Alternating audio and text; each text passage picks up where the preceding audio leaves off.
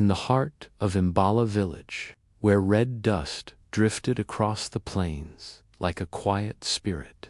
An ancient baobab tree towered above the land, as if it had been placed there by the first dawn itself. Its thick, twisted branches stretched toward the sky, and its roots sank deep into the earth, carrying the memories of generations who had lived and died beneath its watch. Mirem often walked to this sacred tree when her thoughts grew heavy. She carried a secret that pressed against her chest with the weight of a hidden stone. She loved her two children, Kato and Maleka, but her affection leaned more gently toward her daughter. The truth unsettled her because she never meant to divide her heart. Maleka's calm and gentle nature soothed her, while Kato's fierce energy reminded her painfully of the man who had abandoned them without a word.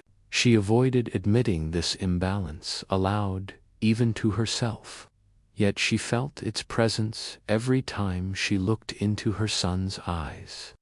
That evening, as the sun lowered behind the distant hills and scattered gold across the savannah, Mirem placed her palm against the baobab's rough bark. The tree felt warm, as if alive, with an ancient awareness. The elders often said the baobab listened to the private truths people feared to voice, and she wondered if the tree could sense her guilt. She whispered for guidance, hoping the spirits would show her how to mend the subtle fracture growing inside her home. What she did not know was that Kato stood hidden among the tall grass a few steps away. He had followed her, not out of suspicion, but because he wanted to understand why her love felt like something he had to chase. As he watched her whisper toward the tree, a hard knot formed in his chest. He could not hear her words, but the tenderness in her posture spoke clearly enough. He felt something inside him sink and tighten, as if a shadow had wrapped itself around his heart. The boy did not hate his sister, yet a quiet resentment had begun to take root, small but sharp, fed by moments he could not ignore, soft smiles reserved for Maleka, careful words spoken only to her, and a patience Mirem rarely showed him. The villagers believed the baobab sensed such emotions. They said the spirits of the grasslands stirred whenever love within a family fell out of balance. Whether true or not, the air around the great tree felt unusually still as Kato stepped back into the grass, unable to bear the sight of his mother's affection given elsewhere. Night began to settle over Imbala. Fireflies drifted through the fading light, and the scent of burning wood rose from distant cooking fires. Mirem turned toward home, unaware that her son had witnessed everything. The baobab creaked softly behind her, as if shifting under the weight of a story it had watched unfold countless times before. Kato lingered a moment longer, staring up at the massive trunk that seemed to look back at him with silent knowledge. He did not yet understand the feeling rising within him, but the root of it had already formed. It would grow, just as surely as the great baobab continued to grow, year after year. As darkness fully covered the savannah, the spirits that guarded the village stirred in the unseen world. They sensed the imbalance forming within Mirem's family, and the old tree seemed to echo their concern. What began as a whisper beneath its branches would soon become a storm. Morning arrived in Imbala village with soft golden light that filtered through woven hut walls and settled gently on the earth. Inside Mirem's home, the day began with a familiar rhythm. The fire crackled quietly as millet porridge simmered over the heat, filling the air with its warm, earthy scent. Maleka sat near her mother, her small legs folded neatly beneath her, while Mirem worked carefully through her daughter's hair. She braided each section with slow, deliberate patience, humming an old lullaby that her own mother had once sung. The moment felt peaceful, but that peace carried an invisible imbalance. Maleka had always inspired gentleness in Mirem.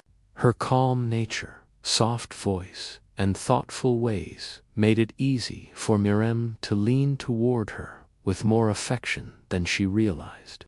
Cato, meanwhile, chopped firewood outside the hut under the rising sun. His hands were blistered, and his arms burned with effort, but he did not complain. He swung the axe with precision, though his heart felt heavy each time laughter drifted through the doorway behind him. He longed for a kindness he rarely received. Even so, he remained near enough to listen, hoping to hear his name spoken with the same softness his mother used for Maleka. Instead, he heard whispers of praise for his sister and the melody of a lullaby he barely remembered. A tightness formed in his chest as he wiped sweat from his brow. Inside the hut, Mirem gently tapped Maleka's forehead, and the child giggled. Cato paused, mid-swing at the sound. The reaction he felt, jealousy, mixed with longing, confused him. He loved his sister. He admired her gentleness, yet he wished he could borrow even a small piece of the love that flowed so freely toward her. The elders in Mbala often said children sensed more than adults believed, and the spirits watched even the smallest shifts in family harmony.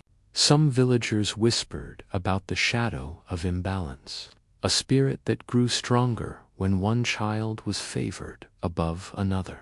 Mirem had heard the tales but dismissed them as superstition. She believed love could not always be equal, and some children simply touched the heart differently. Still, she had not noticed how her actions shaped her children's worlds. When Maleka asked her mother if she could go to the river, Mirem smiled and agreed without hesitation. Maleka ran out of the hut with joy sparkling in her steps and called out to Cato, inviting him to join her. Hope flickered briefly inside him, but he trapped it behind a mask of indifference. He told her he was busy, even though part of him wanted nothing more than to go. Maleka didn't understand. She simply smiled and walked away. Cato watched her for a moment, then turned back to the firewood with renewed frustration. He felt invisible. Mirem stepped outside soon after and praised Maleka for being so responsible, calling after her with a kindness Cato rarely heard.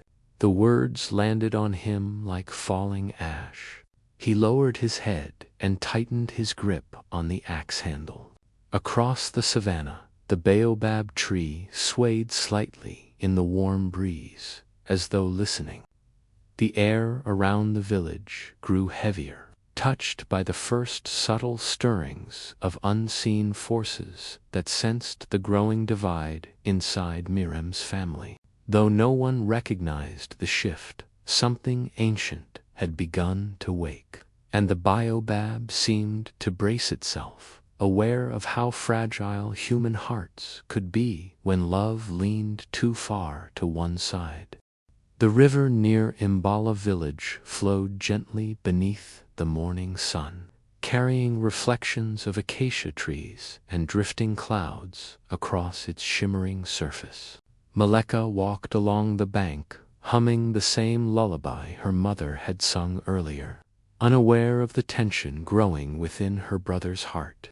She collected smooth stones and tossed them into the water, delighting in the widening ripples. Her innocence shielded her from the emotional storm forming in the distance.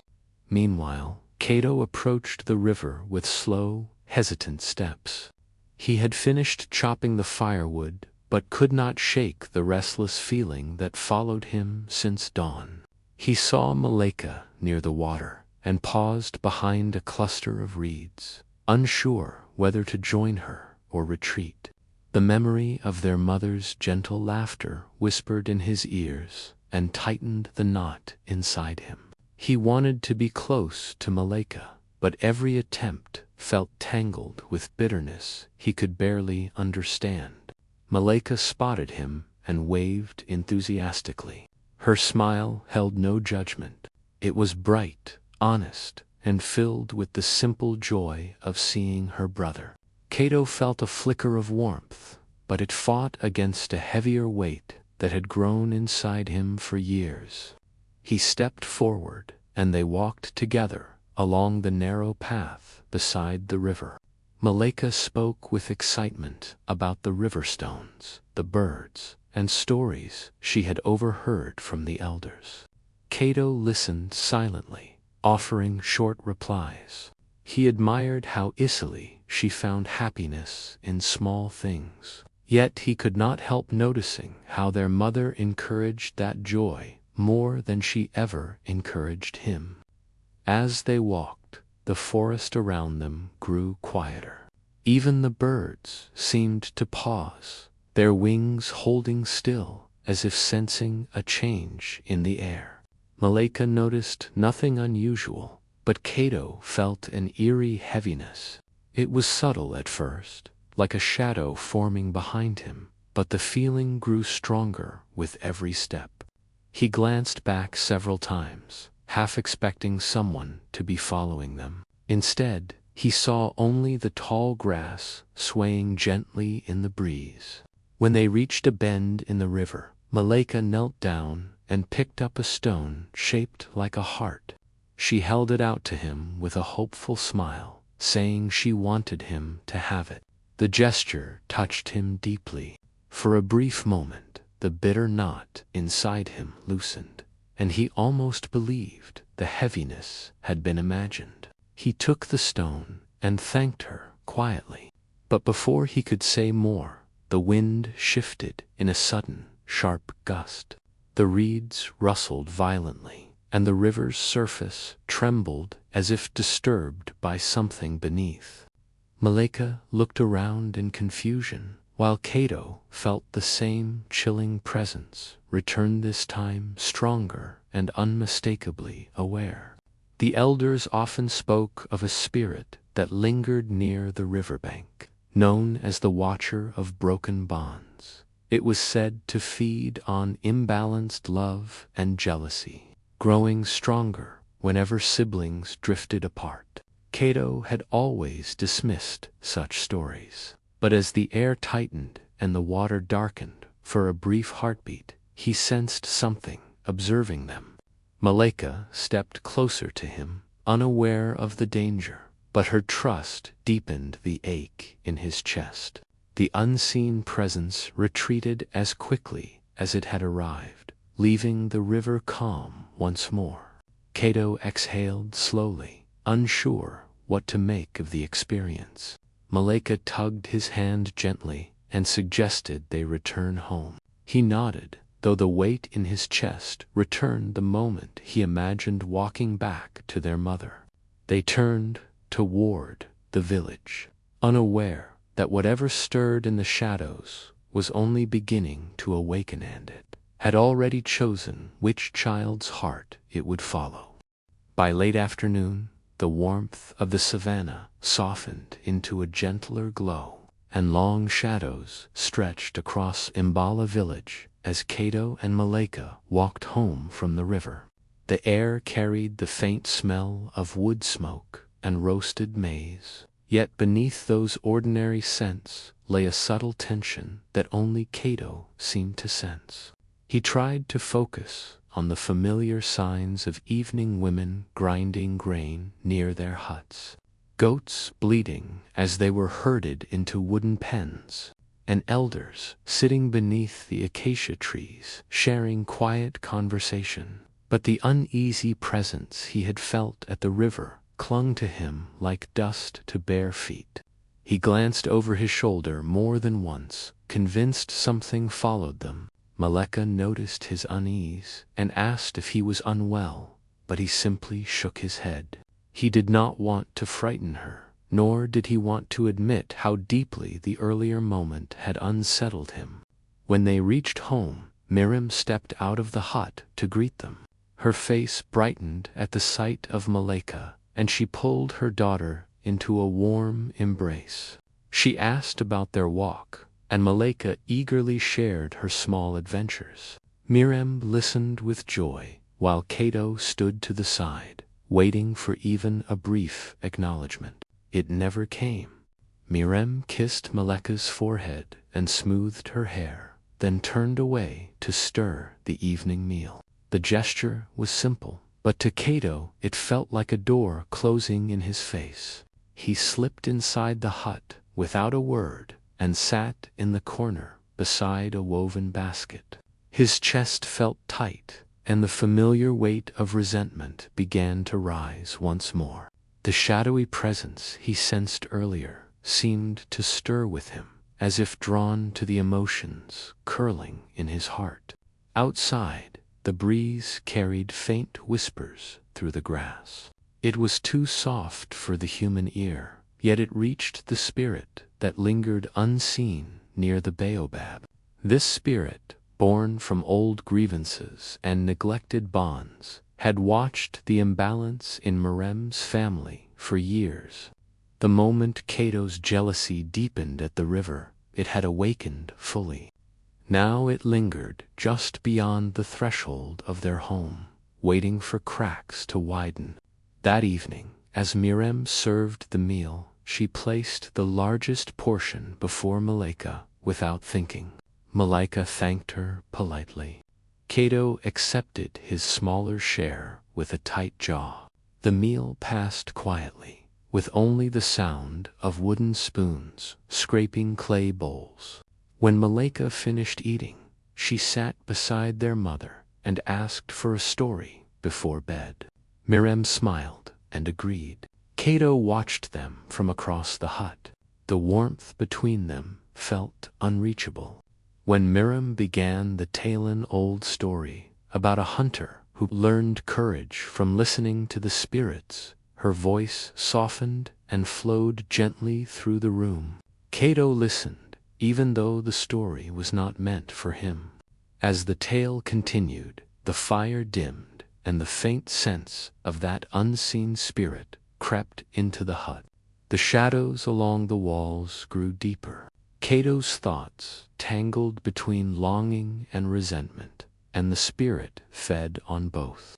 At the end of the story, Miriam kissed Maleka goodnight and wrapped her in a soft cloth. She glanced briefly at Cato, but her tired expression did not change.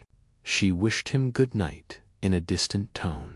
He lay down, staring at the woven ceiling, feeling the emptiness settle like a stone in his stomach. Outside, the baobab swayed slowly.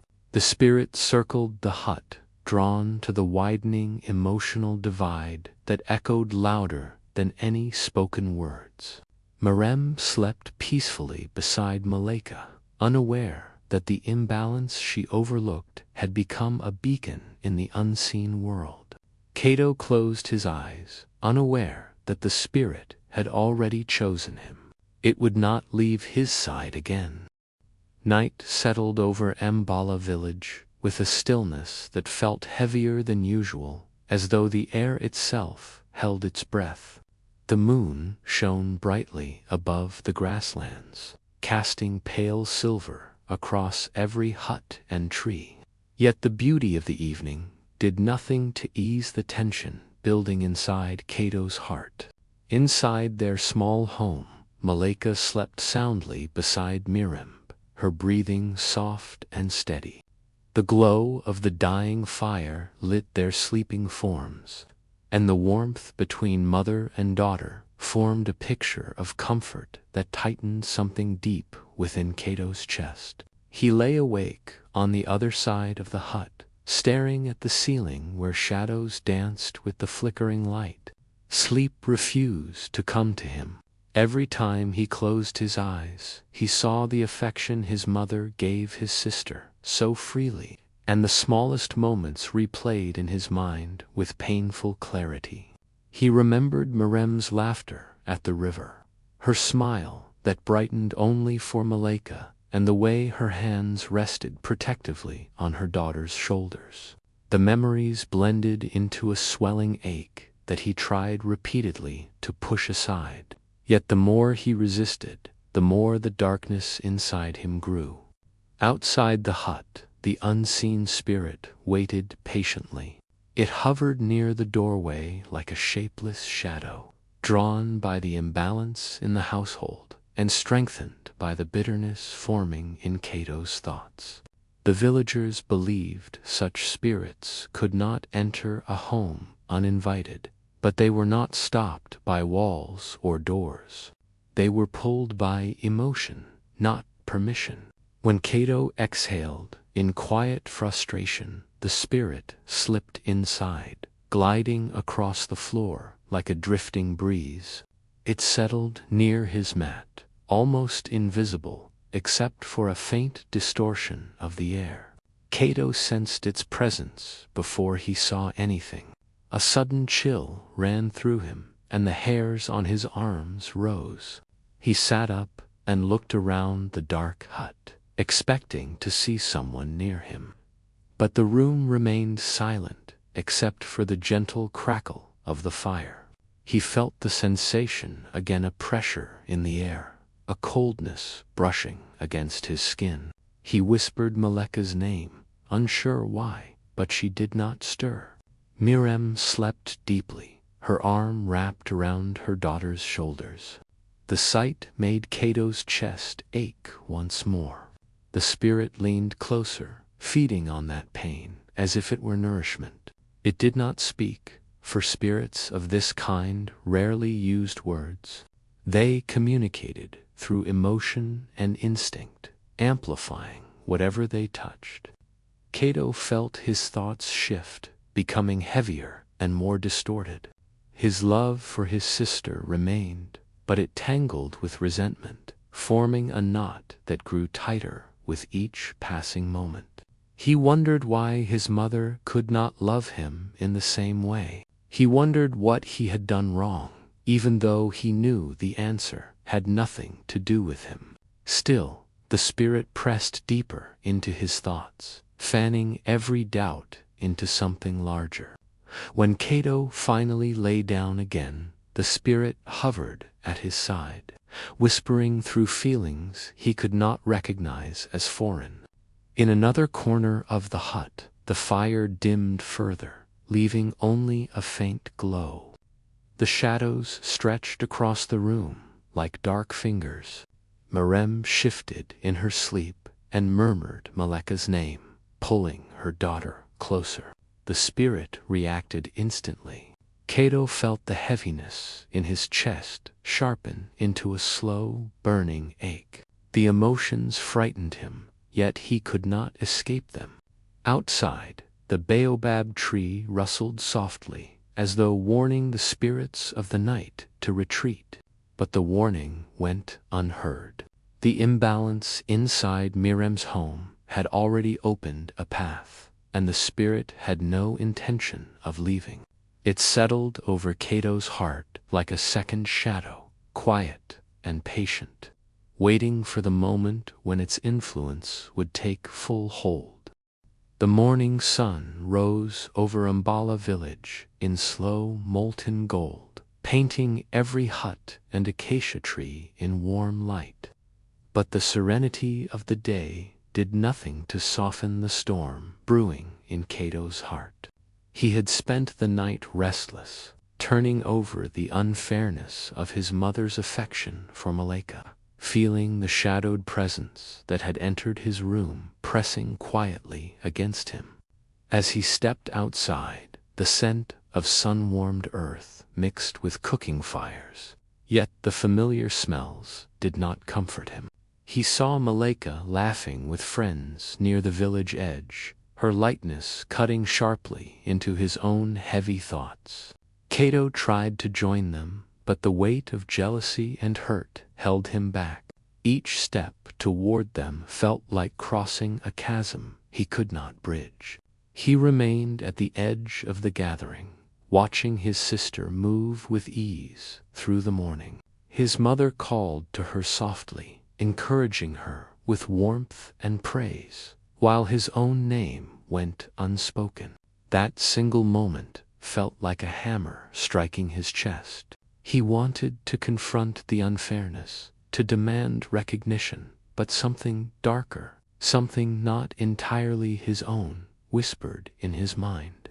The spirit that had attached itself to him the previous night stirred fully now, feeding on the knot of emotion twisting in his heart.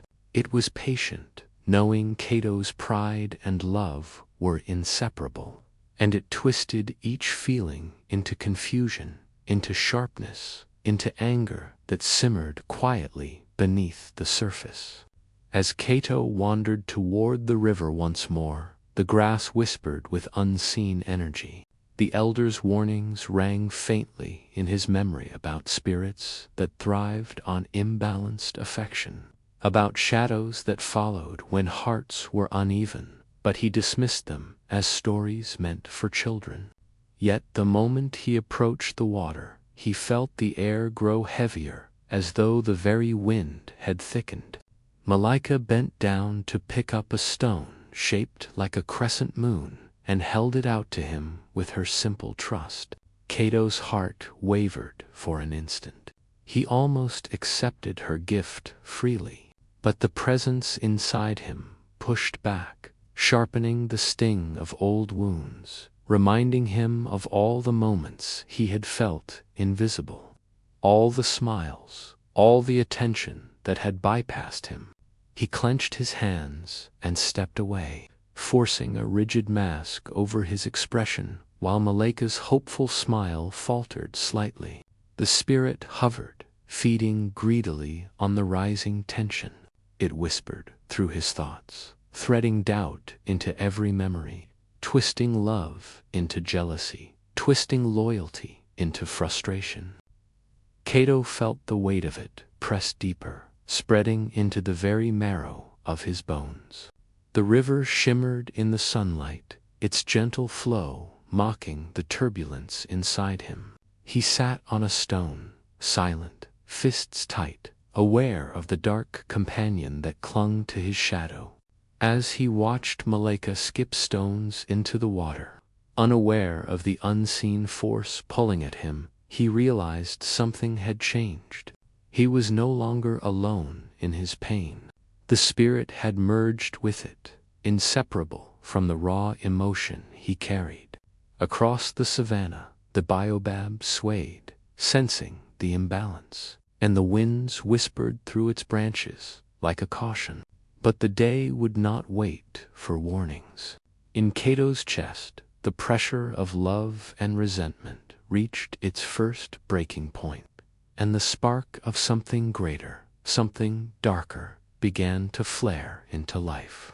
The sun sank low behind the distant hills of Imbala, setting the savannah ablaze in hues of red and amber, and Cato wandered through the tall grass, each step heavy with unspoken thoughts. His mind replayed every moment of the death, a laughter he could not share, the smiles that seemed to belong only to Malaika, and the shadow that clung to him relentlessly, feeding on every pang of jealousy and longing. The elders had spoken of such nights when a child's heart could be tested by forces unseen, and though Cato did not understand their words fully, he felt their truth pressing down on him now. He approached the river, where he and Malaika often played, hoping perhaps to reclaim some innocence, but the air itself seemed to thicken with anticipation. The water shimmered under the last rays of sunlight, reflecting distorted images of the acacia trees and clouds above. Malaika appeared, picking up stones and tossing them into the river with carefree joy, her laughter piercing the air like a clear bell. Kaito's chest tightened at the sight, a mixture of love, longing, and bitterness swirling inside him. The spirit, now fully entwined with his emotions, whispered with a presence so subtle it could have been mistaken for the wind. Yet every word it inspired pressed into Kaito's mind with irresistible force. It suggested resentment, it nurtured doubt, it urged him to withdraw, and yet a small part of him resisted, clinging stubbornly to the bond he felt with his sister. He stepped closer to her but hesitated, feeling the duality of his heart love for Malika that refused to vanish and the consuming shadow that threatened to twist that love into something dark. She looked up at him, her eyes bright and innocent, holding no judgment, only trust. For a fleeting moment, he considered surrendering to kindness, bridging the gap between them. But the spirit murmured of imbalance, of rejection, and Kaito felt a tremor of anger rise within him. He clenched a stone in his hand, not to throw, but as a symbol of the tension coiling inside. The river seemed to sense it, too. The gentle ripples stilled, and the shadows of reeds stretched long across the water as if echoing his inner turmoil. Malika tilted her head, sensing the distance but unable to understand it fully. Kaito exhaled slowly, fighting the voice inside him and the invisible presence pressing close. The sun dipped below the horizon, leaving a twilight glow that made the water seem both beautiful and ominous. The baobab in the distance swayed against the cooling breeze, its massive trunk casting long dark shapes across the land, silently observing the unfolding drama. The spirits of the grasslands murmured in approval and warning, recognizing that Kaito faced a turning point, a test of heart and mind. If he succumbed entirely to the shadow, the rift would widen, changing the course of his family forever. Yet, if he resisted, even in the smallest measure, a chance remained to restore balance, to reclaim the light that had once filled his younger days. The choice was his, though unseen forces hovered close, watching, waiting. Kaito's gaze lingered on Malika's trusting smile, and for a brief heartbeat, hope and fear clashed violently within him. The wind stirred the reeds, carrying whispers he could not fully comprehend. And the moment stretched, fragile and decisive, like the final note of a drum echoing across the savannah. In that silence, between day and night, the boundary between shadow and light, love and resentment hung poised, waiting for the outcome that would shape the destiny of Mirem's children.